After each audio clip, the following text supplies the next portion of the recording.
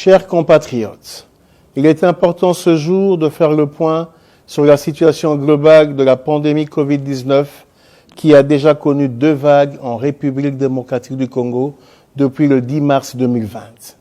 Ces 2 dernières vagues de la pandémie Covid-19 ont été gérées avec succès grâce à l'engagement du gouvernement sous l'impulsion du chef de l'État, son Excellence Félix Antoine Tshisekedi Tshilombo.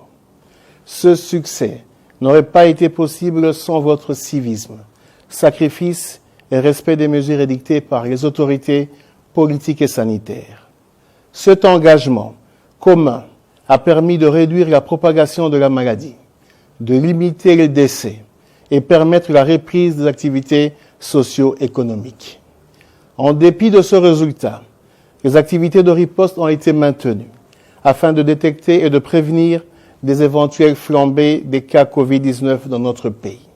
Cependant, la combinaison de certains facteurs de risque sont à l'origine de l'augmentation des cas observés. Les principaux facteurs sont les suivants.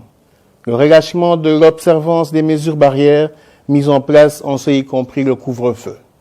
L'importation des cas suite au mouvement des populations au niveau de nos frontières. Une faible couverture vaccinale contre la Covid-19.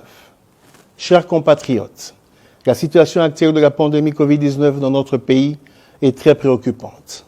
En effet, on note une augmentation considérable des cas et des décès de la Covid-19 au cours des 4 dernières semaines. De ce qui précède, en ma qualité de ministre de la Santé publique, Hygiène et Prévention, j'annonce officiellement la survenue de la 3e vague de la pandémie Covid-19 dans notre pays, avec la ville-province de Kinshasa comme épicentre. C'est ici l'occasion de rappeler à toute la population de respecter strictement toutes les mesures actuelles et celles qui pourront être prises ultérieurement pour juguler cette crise sanitaire. Il s'agit notamment du port correct et obligatoire des masques, du lavage des mains à l'eau ou l'utilisation de la solution hydroalcoolique, du maintien de la distanciation sociale, du respect du couvre-feu à 22 heures. En complément à toutes ces mesures précitées, la vaccination reste un moyen efficace pour protéger la population et notre économie.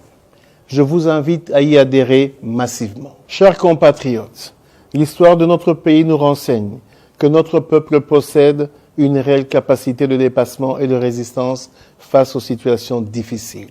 C'est l'occasion pour moi de faire appel à votre sens élevé de civisme, de patriotisme et surtout à votre engagement afin d'observer les recommandations des autorités politiques et sanitaires.